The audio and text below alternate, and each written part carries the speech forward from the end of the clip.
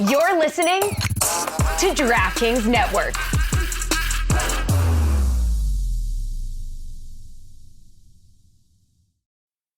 Now's a good time to remember where the story of tequila started. In 1795, the first tequila distillery was opened by the Cuervo family. And 229 years later, Cuervo is still going strong. Family owned from the start, same family, same land. Now's a good time to enjoy Cuervo, the tequila that invented tequila. Go to Cuervo.com to shop tequila or visit a store near you. Cuervo, now's a good time. Trademarks owned by Becle, SAB the CV. Copyright 2024. Proximo. Jersey City, New Jersey. Please drink responsibly. This episode is brought to you by Bumble. So, you want to find someone you're compatible with, specifically someone who's ready for a serious connection, totally open to having kids in the future, is a tall, rock-climbing Libra, and loves rom-coms with vegan pizzas on Tuesdays just as much as you do. Bumble knows that you know exactly what's right for you. So whatever it is you're looking for, Bumble's features can help you find it. Date now on Bumble. This is the Dan Batard Show with the Stugotz podcast. I really do think we're sitting in the center of gambling normalization. Here comes a sort of chaos that can't be policed to sports. And I'm glad that Amin Al-Hassan, who has worked in an NBA front office. And it's being policed. I mean, again, as a totally unbiased party on a show that is proudly presented by our friends over at DraftKings, this is it being policed. Where is this take? Because you're not the only one guilty of it. Where is this take coming from? That this is some out-of-control problem when we only find out about it when it's being controlled. Okay, I don't know what that sound was at the end. This is the process working. I'm glad that Amin Al-Hassan is in town because he can walk us through what I believe is the process working that ends up making the story that's in front of us on a Michael Porter brother I did not know exist until That's yesterday. How he should be mentioned, by the way. He serves as an avatar for me on, so whatever the gambling quote-unquote problem is going to be, that's going to be the most overt of it. We've got cash coming in on an under that is not just suspicious, but guilty. So, Amin, walk us through the mechanics of the business and everything happening as sports gets involved with gambling, because the details of this are the most overt thing we've seen since the 1919 Black Sox scandals of, this guy did this. He just went out with an eye ailment that no one believes in because he can and doesn't even fake his way through fixing his numbers in this game. So I would say that Headache Smith at Arizona State in the 90s was bigger than this for sure, because that was actually a guy who was really good and could impact lines and stuff like that. I would also agree with Mike that it's like saying, oh man, someone got caught robbing, we're not doing anything. It's like, well, no, that's the whole point. That's the point of policing, is that there's a police that catches people doing things. It's not that it's going to be zero. And by the way, we're speaking from a very American point of view, because gambling has been integrated into European and other international sports for decades. Like the idea of having a sports book in your venue, that's normal in Europe. Here we're like, oh my God, the Wizards opened a sports book in their venue that's 3 or 4 years ago, and people fainted. But just because it's new to us doesn't mean it's new. But we're repressed about our American sports stuff, and so this is the world coming to American sports, and of course there's going to be pearl clutching. What do you mean? This is where sportsmanship exists and amateurism, and this isn't where business is. We're pure about our sports. Respect our sports. So, with regards to, is gambling a problem? Or not gambling a problem? Is this type of behavior a problem? I don't think so, because for the most part, what's the incentive for the inside man to go along with it? What's the incentive? Money, right? So when you look at the players, by and large, now I know Jonte Porter is a two-way guy, not making a gajillion dollars, and more importantly, not having the kind of longevity that would indicate oh man, if I just keep doing this, I'm going to make a lot of money over the span of my career. He can end his career, but he could also make $1 million in a night. Yeah, but like that doesn't move the needle, right? Like, so people say, for instance, Rudy Gobert was trying to insinuate that referees are in on this. It makes no sense for an NBA referee to be in on something like this, because if you do a good job as an NBA referee, your career is going to be 10, 15, 20 years of just making this money and having a very well-to-do lifestyle, right? For most NBA players, they're making the type of money that you're saying $1 million. You think there's somebody out there who gave him $1 million? I'm just saying that on this kind of bet, I thought the prop numbers on this, right? You can only bet certain amounts on props. So I would like to know what's true and what's not true about that being DraftKings' biggest winner in a night. Like, you could game the system in a night if you're a player fixing it with a certain amount of money that would make it worth Michael Porter's brother I didn't know about until last night to say, I don't think they'll catch me doing this, and I can make a few $1 million in a night? Allegedly. Well, Calvin Ridley, in terms of name recognition, is generally an outlier. And if you see like the alleged crime that he committed, the volume isn't such. But those are typically the tier of player you go after in these.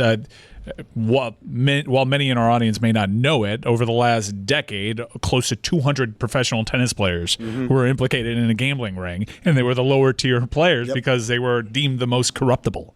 They're the most corruptible because they don't make money, right? They're also the most expendable, too. Like, if you're going to send a message with lower tier players where it's kind of like, hey, look what couldn't happen to you. Are you speaking to the Otani conspiracy theory?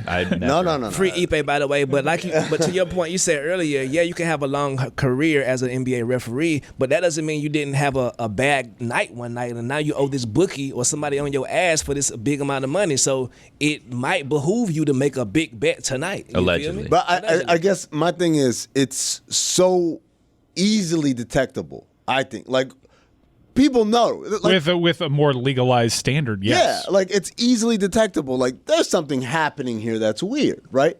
And which is we saw it a couple of weeks ago in the Temple basketball game. As they made a run, they were embroiled in this. Hey, what is this very weird volume?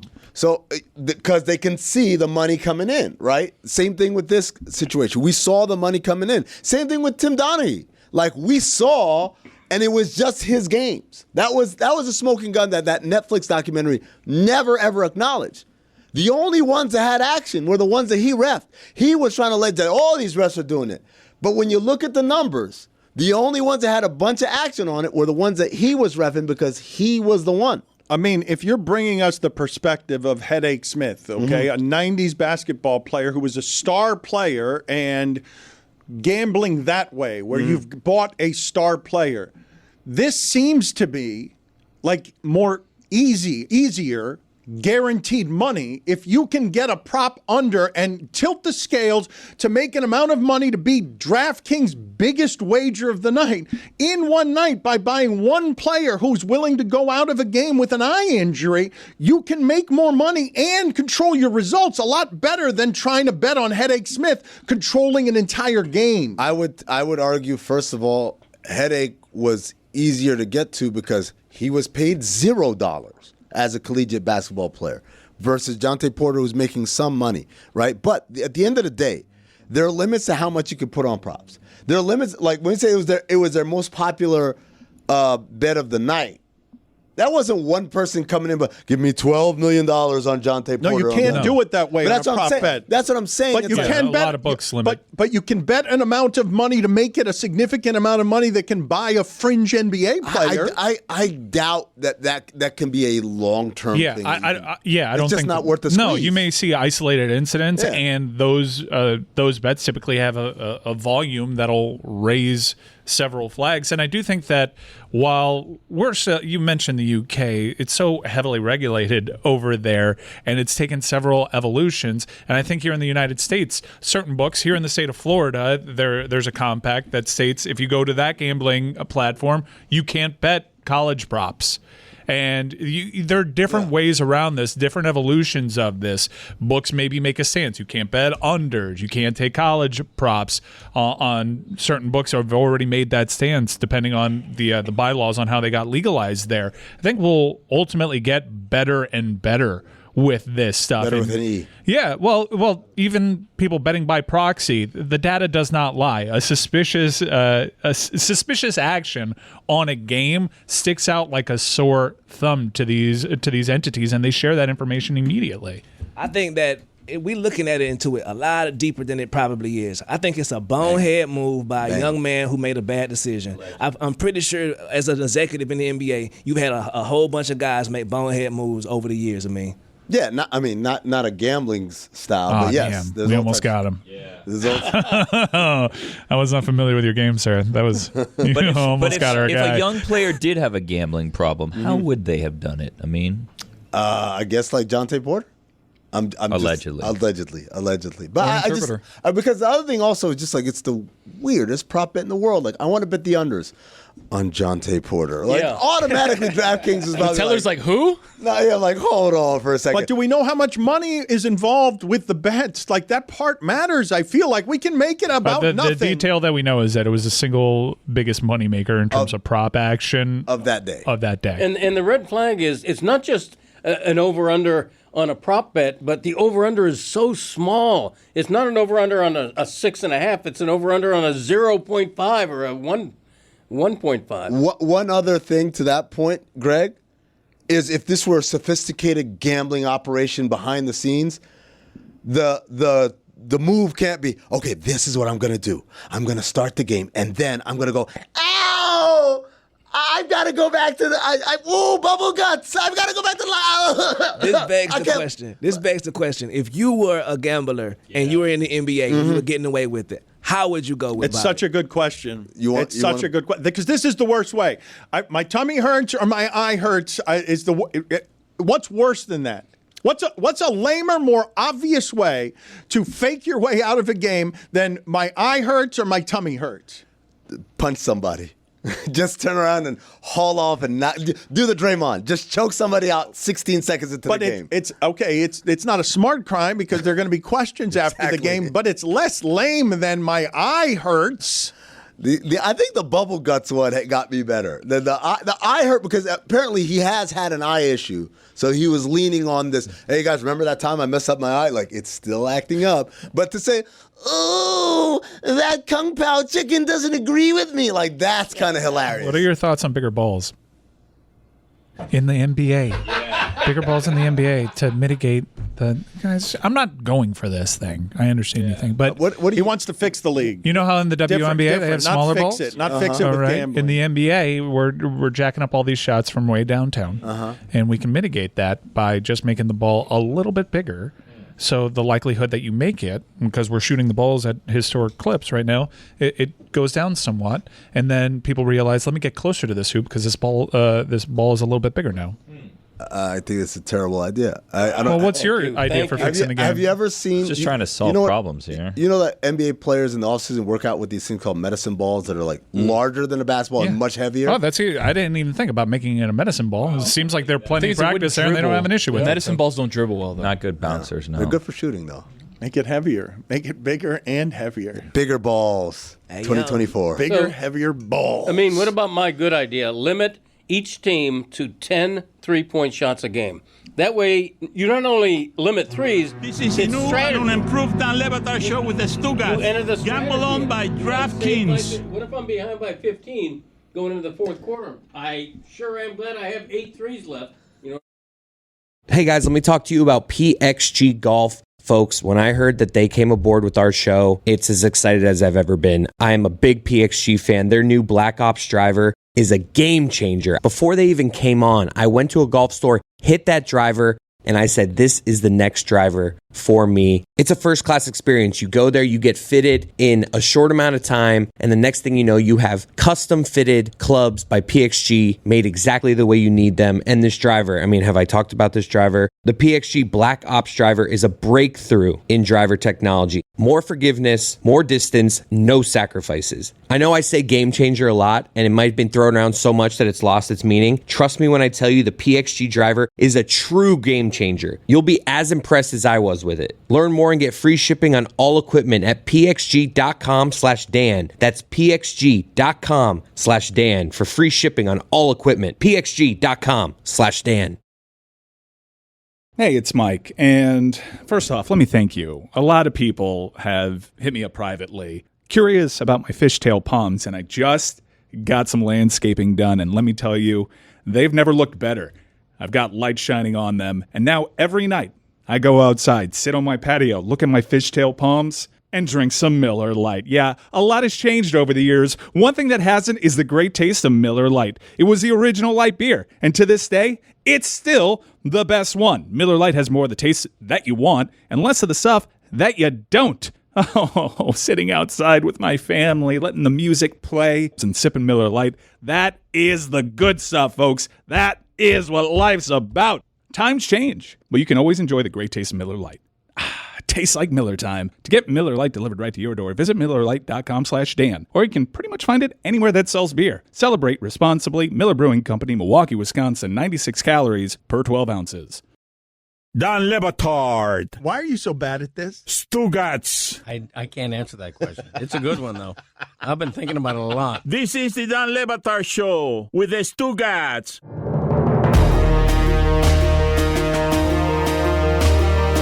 Tim, Yes. does Adam Silver look like a test tube?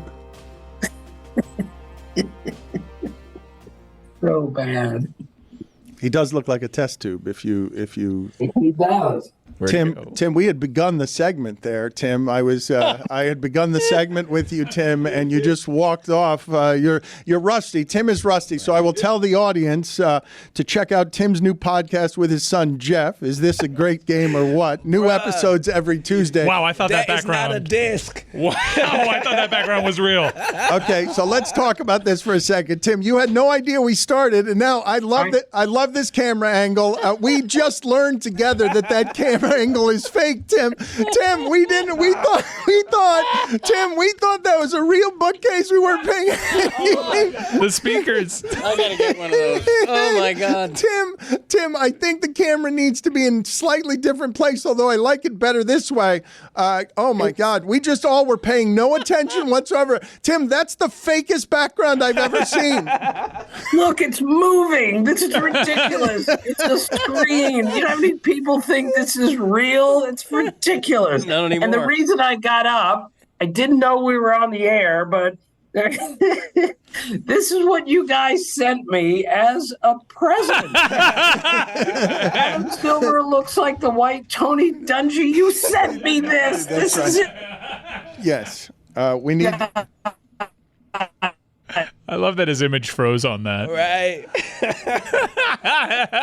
This man consistently makes me think about baseball, makes me happy to think about baseball. I associate him with baseball more than a great many players who have ever played the game, and I'm sure that's one of his greatest legacy prides. Tim Kirchin is also a friend of the show, friend of mine, and he has had an unspeakably hard time that he would never complain about publicly at home, because to do so would be undignified, but he has dealt with grief and loss and stuff that really hurts. And I was thrilled the other day when he called me and he told me that he was starting a podcast with his son Jeff. Is this a great game or what? New episodes are going to be every Tuesday. He is late to the podcast game. His background is shitty and he doesn't know how technology works. But for him to be able to do this with his son late in his career reminds me of what I was able to do with my father on television. And so I was just really happy for Tim that you will get to spend a day a week with your son talking baseball, because that sounds, if you ask me, how Tim Kirchin would want his grandfatherly years to go if he had imagined them 40 years ago. What do you mean I get to talk baseball with my kid one day a week and they're going to pay me for it? Right. And that's exactly why I'm doing this, Dan. And the reason I'm doing it is because it's my son and I love him. He's also a genius, a magician with technology. So I tweeted the other day for like the first time in 2 years because I'm so bad at it. But he set up the whole tweet for me, which included video. I couldn't have done that in a million years. So he set it up for me on my phone and he said, Dad, on Monday morning, all you have to do is press this button, post, and then you'll be on. Otherwise, because friends of mine said, how did you know how to do that? The answer is, I don't know how to do anything. So he is helping me through that.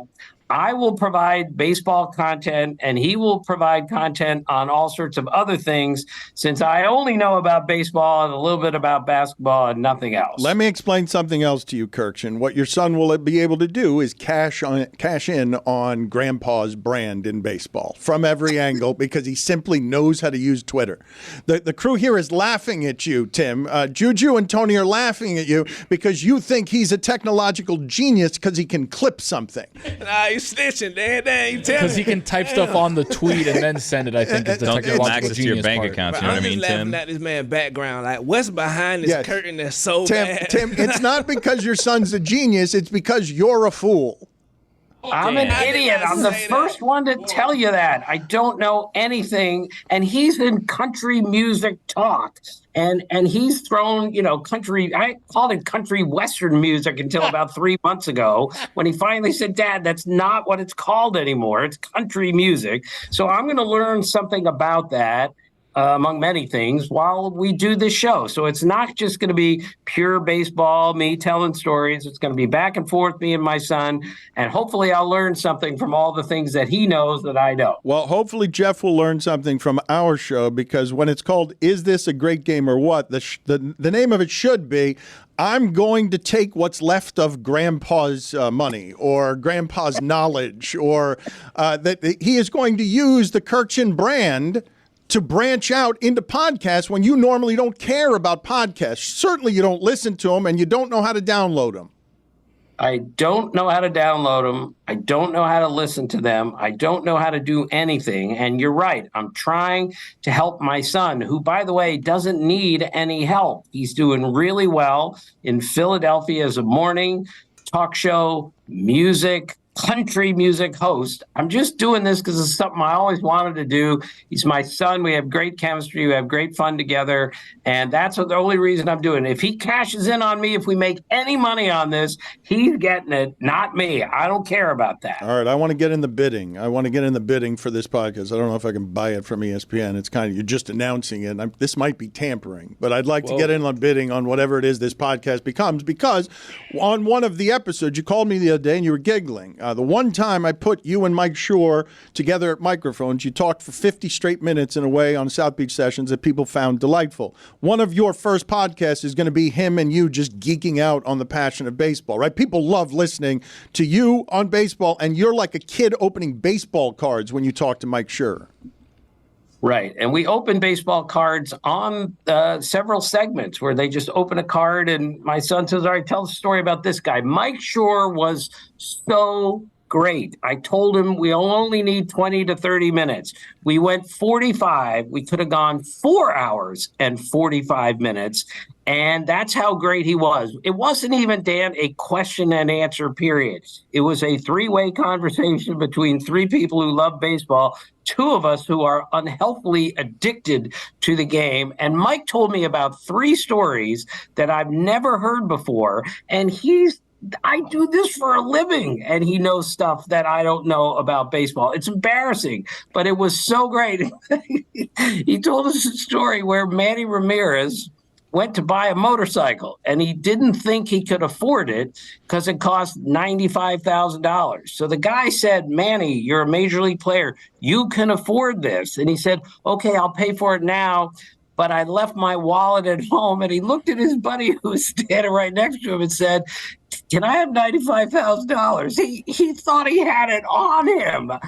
That's one of a million stories that Mike Mike Schur told that made me laugh out loud? Manny wore a $60 earring and didn't seem to know the value of money because he was in the neighborhood that I had just bought a home in very early in my career. The area was just growing out. It was just beginning. It was not expensive land or homes, and he wanted to buy a house there for his family, and he asked his agent, can I afford this house here? And his agent told him, Manny, you can afford the whole bleeping neighborhood. How do you not know? How do you? But Tim, you've got all sorts of stories like that where I want to get into the Ohtani stuff with you, and I want to get into some of the elements here of how much was Ohtani relying on his translator as like an all-purpose person that he trusted with everything, including his bank accounts. But I want to talk to you about the difficulties players have in transitioning over here, because the excuse on Ohtani can't be as simple as he wasn't familiar with gambling rules and he doesn't know the difference between a DraftKings and a guy named Manny who's running a syndicate. Like the controversy is a weird one, and I don't think I totally understand what he might be guilty of here. Right. And I'm with you too, Dan. I think we need to ask like a million more questions about this. And it really hurt yesterday that no one was allowed to ask a question. I will say, however, he was way more forthcoming than I thought he was going to be. He was angrier, more emotional, more passionate than I thought. I thought he was going to read a canned press release saying, hey, I can't talk about this. We'll talk about it at the proper time. There's an investigation going on. Instead, there were times I felt like he looked up from his script and actually spoke to us. And I think he deserves certainly a little bit of credit for doing that. Now, however, we still have a zillion questions like, how could he not know that $4.5 million was taken from him? How could he not know that his interpreter was doing something like this? Maybe rich people do this all the time. These are the questions I still need to know. But I will tell you, for the most part, and maybe this is my nature, I believed most of what he said yesterday, and others have told me I am completely wrong about that. But I don't know how he could not know what was going on, and those are the questions that need to be answered. Here's the problem with you, Kirkshin, and your eternal niceness. Everyone can get away with everything because the whole steroid thing happened right under your nose. You're a journalist, and the whole thing happened right under your nose. So you're like, I believe Ohtani. The truth is, I do too, but they can get away with anything on your watch, Kirkshin, because you love the sport too much. Look at him. Look how disappointed he is with it. He's. Are you mad at me? Did I just actually enrage Tim Kirkshin? No, it happened under your nose too. Tell his ass. It happened under everyone's nose. Wow. The best investigative reporters in the game didn't know this was going on. Look, I'm not going to make any excuses for me. I missed the story badly, as we all did. But you can't just be covering the game, asking a baseball question, and then say, oh, are you doing steroids? It just doesn't work that way. When they brought Mark Fainaru-Wada in, and he went undercover for 2 years. That's how you get the story. That's how you figure this out. No excuses. I missed it. I missed a lot of things. That's the way it works. I've got a two-pronged question, though, because you know more about history and perspective in this realm than a great many of the people who cover anything, never mind just baseball. The weirdness of what happened with an interview that then looked like a cover-up that then becomes massive theft and makes all of this so much worse because you've got a disavowed interview. Can you please take me through where this ranks for you in terms of weird scandal, at least in part because of that weird interview situation?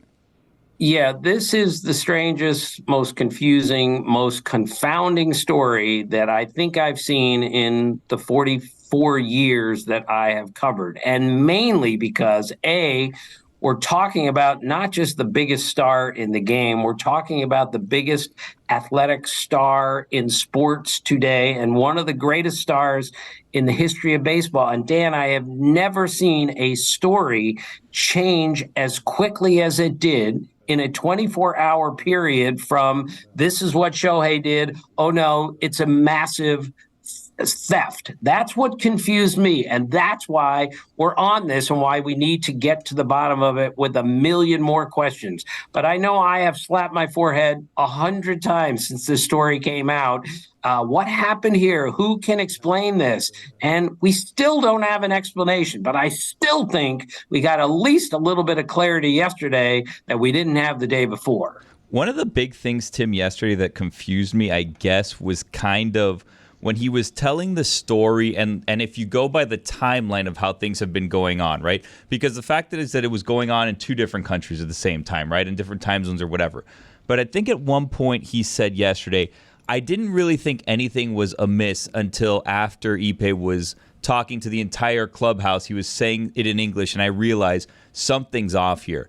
The thing that I thought was a little strange about that is by the timeline, unless I'm wrong, at that point, Ipe had already conducted the interview. It had been disavowed. And, I just don't understand how no one else in Shohei's camp said anything to him. Hey, something's going on here.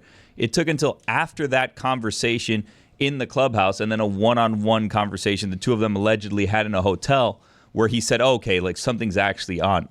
How was no one else in his team kind of telling him, hey, something's happening here. You should be paying attention to this. Yes, I'm with you, Billy. Someone should have prepped him before the interpreter addressed the team and said, here's what he's planning on saying in English. We will translate for you if you don't understand, but Shohei understands more English than most people think. That goes for Ichiro and a lot of other guys who've come over. They just choose not to speak because it can get them in more trouble than good. But I'm with you on that.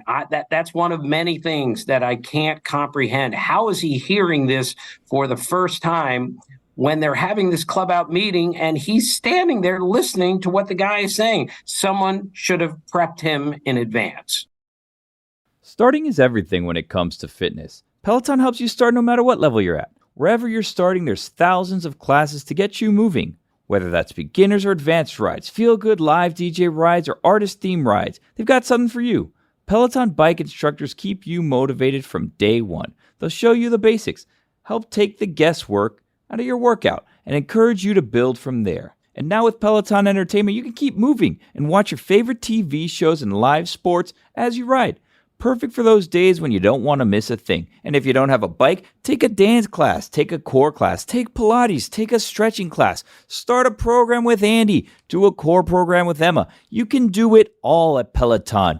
You can get a Peloton row, and you're not even going to get wet because it's inside your own house without water. How'd they do it? I don't know. Wherever you're starting, get moving with a Peloton bike or Bike Plus rental at onepeloton.com/bike rentals. Terms apply. Dan Le Batard. Punctuate this segment with what is your strike three call. Well, strike one would be strike, and then you stand up and you give a good point to the right. Stugotz. That's same for strike two. But strike three, you get down low, you got your hands behind the catcher. All right, the right arm goes up into the air. Yeah, and then you finish it with the punch. The right arm flings way up into the air. Yeah, yeah. I wish I could see that. It's terrible. The audio's great. This is the Dan Le Batard Show with the Stugotz.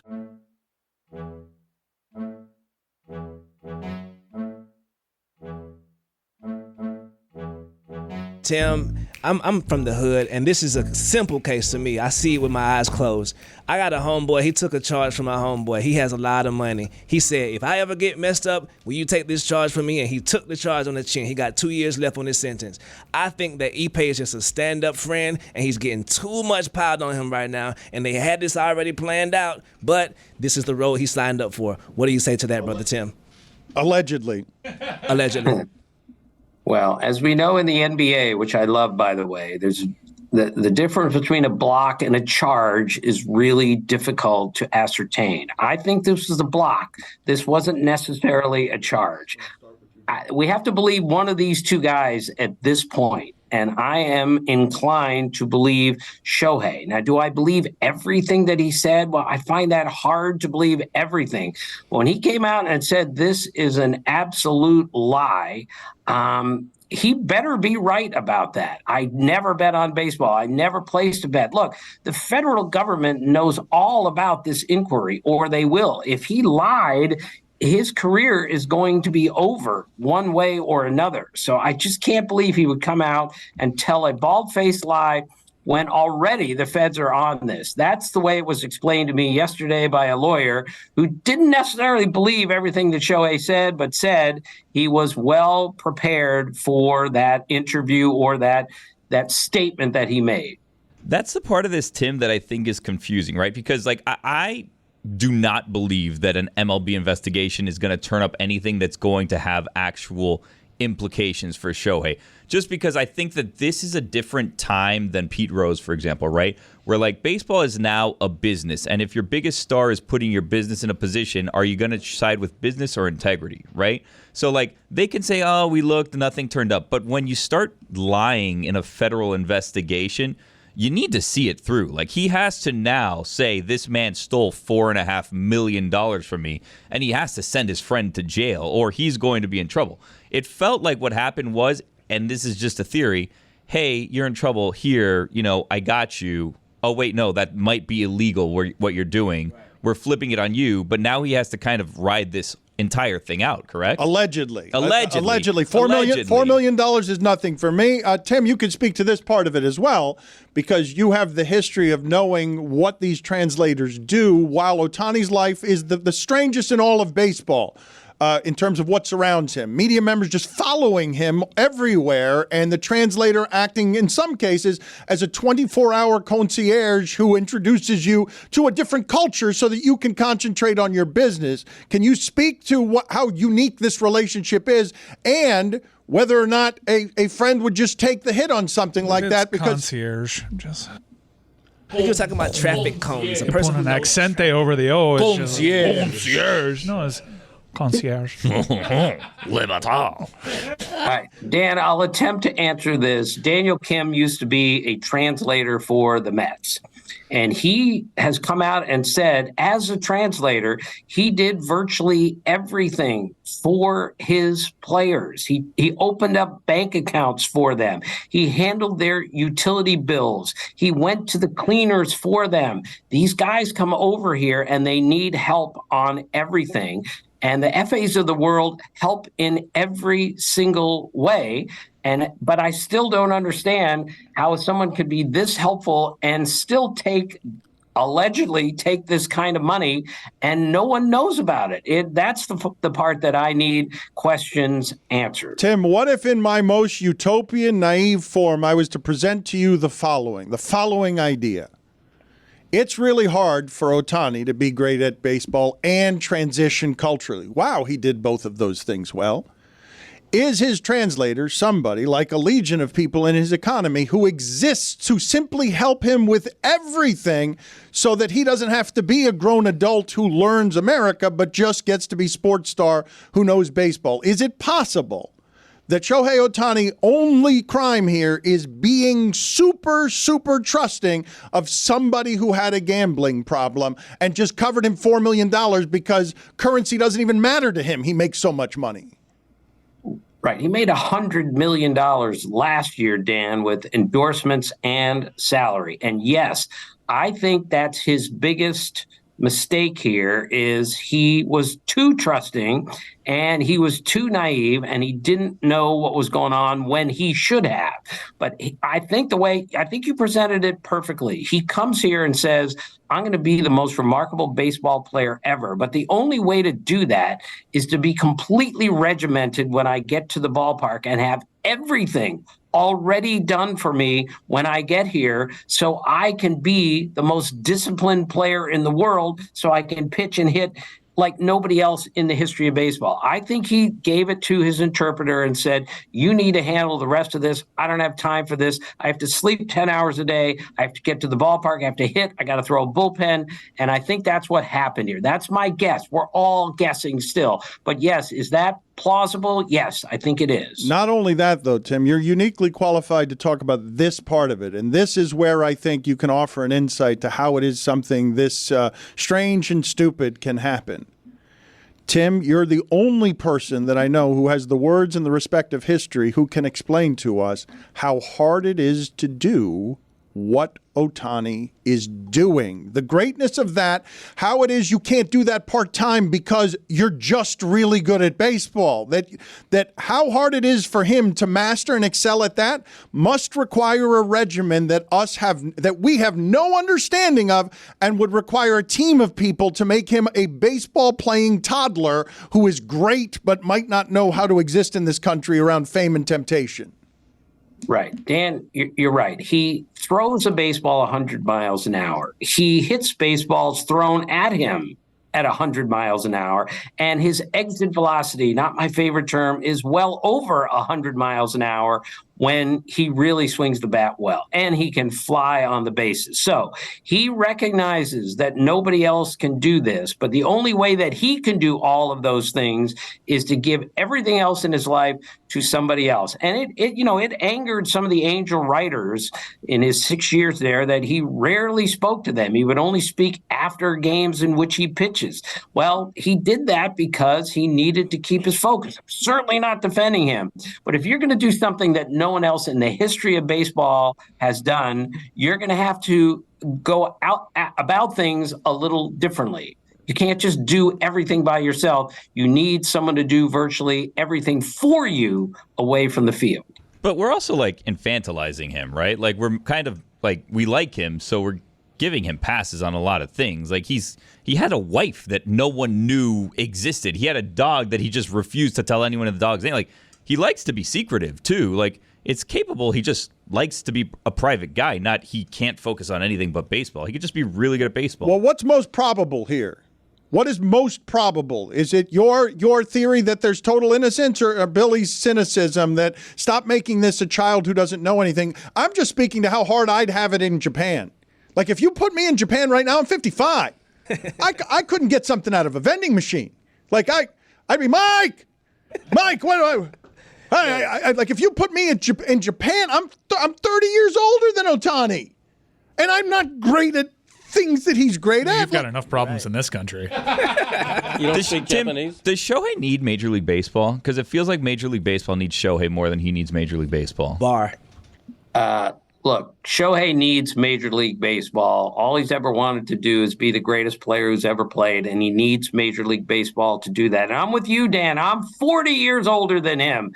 And I went to a restaurant bar the other day where I had to order something, a beer, off the menu, and I couldn't order it because it had one of those little things in the right-hand corner that I had to put my phone up next to. I didn't even know how to order a beer at a restaurant. I had to ask the waitress, how does this work? She said, well, put your phone up. I said, can you just get me a Miller Lite? Because I don't know how to do this. Oh, she said, okay. Oh, yeah, 96 calories. I can't do this stuff in our country. Milwaukee, Going Wisconsin. to Japan. And Dan, I'm not saying he's totally innocent. I'm just saying believable. You can say that again. I think what Jim is saying, He if said it he looked did like it. a duck and it quacked like a duck, what is it, ladies and gentlemen? It's a duck. A damn duck. It is what he said. I heard it that way too. Can you guys hear me now? Yeah, sorry about that. All right. I don't think that was my fault for once. It's never your fault, Brother Tim. Yeah, well said, Juju. But it was kind of his fault. It was the fault of your Zoom, but it's nice to have you back here, Tim. And we just interpreted what you said, because you cut out right when you were saying what the punchline was to all of this. You were going to have your dismounting point, and then it got garbled, and the ending of this segment got ruined. So if you just want to say it again, that's fine. Or we ended the segment just fine moments ago without much of your help at all. All right, we'll end it the way that you ended it, and we'll do whatever you want from here. And if I'm done, I'm done. Just tell me what you want me to do. Okay, well, what I want you to do is to tell the audience why they should listen to your new podcast, because it is an honor. I told you this earlier this week, to see you doing this with your son, Jeff. And to the degree you wish to share with our audience, which cares about you deeply, about how hard your last 10 years have been and why it is you might have an appreciation for this project that you didn't have 10 years ago, I'd like my audience to know that they should support Is This a Great Game or What? Because Tim is insistent about doing some things he's learned later in life that he hasn't learned earlier in life because he's been chasing a baseball around all his life and he doesn't know how to do anything and he doesn't know what a barcode is. Right. In a bar. I don't know what a barcode is.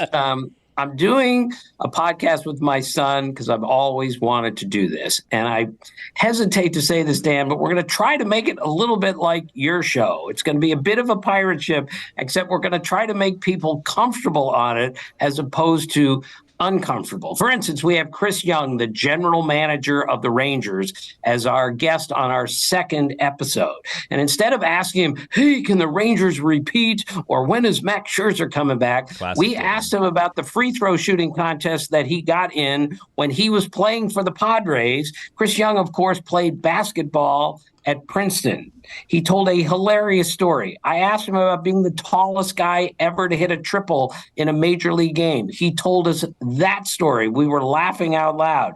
After that, we have John Smoltz on. And instead of asking him, tell us how great Greg Maddux was, we asked him about golf because it's running during Masters Week. So he explained his 11 holes in one. He explained pitching to Tiger Woods in a simulated game that I happened to be at 15 years ago. He explained how he was 5 shots ahead behind Jeff Francoeur going into 18, his dear friend, and beat him by 5 shots. He took a 4 and Francoeur took a 14. Those are the kind of questions we're asking. This is going to be joyful. This is going to be playful. There's no heavy lifting. There's no breaking news. We're going to have a good time with two people who love the game and who love each other, as corny as that sounds. We love you too. You know this. Let's see if we give him a couple of these on the way out. Are you guys ready? The field's...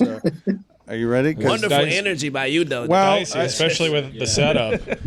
The reason I'm trying to build up, but lower expectations as well. Those are difficult things to do together. Does Baker Mayfield look? Hold on a second. Wait, we're off to a good start, though. Does Baker Mayfield look like the bartender at a TGI Fridays who doesn't know how to work the TV remote when you ask to change the channel?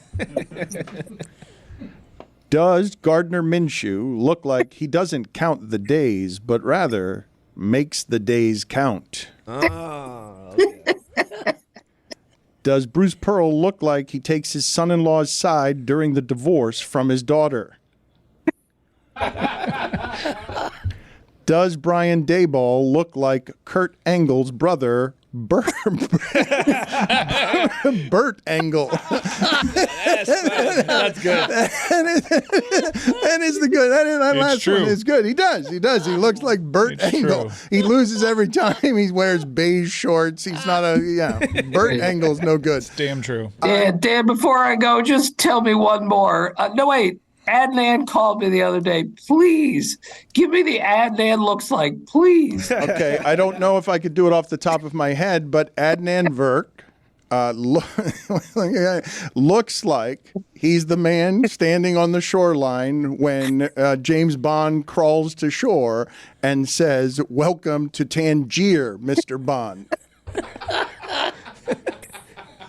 And remember, I did a game with him on national TV, and Aaron Judge hit a homer, and that was his home run call. Welcome to Tangier, all because of your stupid show. It was so bad. It was so funny. We love seeing you, buddy. And again, check out Tim's new podcast. Make it every time we tell you to do this, you make these things climb right up the charts. This is going to be a nice project, and it's going to be a joyful one that Tim gets to do with his son, Jeff. Is This a Great Game or What? New episodes every Tuesday. Tim, we love you, buddy, and we miss you. You can't be on enough. All right. Love you guys. Thanks for having me. I appreciate it, and thanks for the support. We do need to start a segment with Tim where we just ask him things he can't do around the house. It's going to be eternally funny. Love you, brother. Hey, it's Mike. And first off, let me thank you. A lot of people have hit me up privately, curious about my fishtail palms, and I just got some landscaping done. And let me tell you, they've never looked better. I've got light shining on them. And now every night I go outside, sit on my patio, look at my fishtail palms, and drink some Miller Lite. Yeah, a lot has changed over the years. One thing that hasn't is the great taste of Miller Lite. It was the original light beer, and to this day, it's still the best one. Miller Lite has more of the taste that you want and less of the stuff that you don't. Oh, sitting outside with my family, letting the music play and sipping Miller Lite. That is the good stuff, folks. That is what life's about. Times change, but you can always enjoy the great taste of Miller Lite. Tastes like Miller time. To get Miller Lite delivered right to your door, visit MillerLite.com/Dan, or you can pretty much find it anywhere that sells beer. Celebrate responsibly. Miller Brewing Company, Milwaukee, Wisconsin. 96 calories per 12 ounces. Without the ones like you, who work tirelessly to keep things running, everything would suddenly stop. Hospitals, factories, schools, and power plants, they all depend on you. No matter the weather, emergency, or time of day, you're the ones who get it done. At Grainger, we're here for you with professional-grade industrial supplies. Count on real-time product availability and fast delivery. Call, click Grainger.com, or just stop by. Grainger, for the ones who get it done.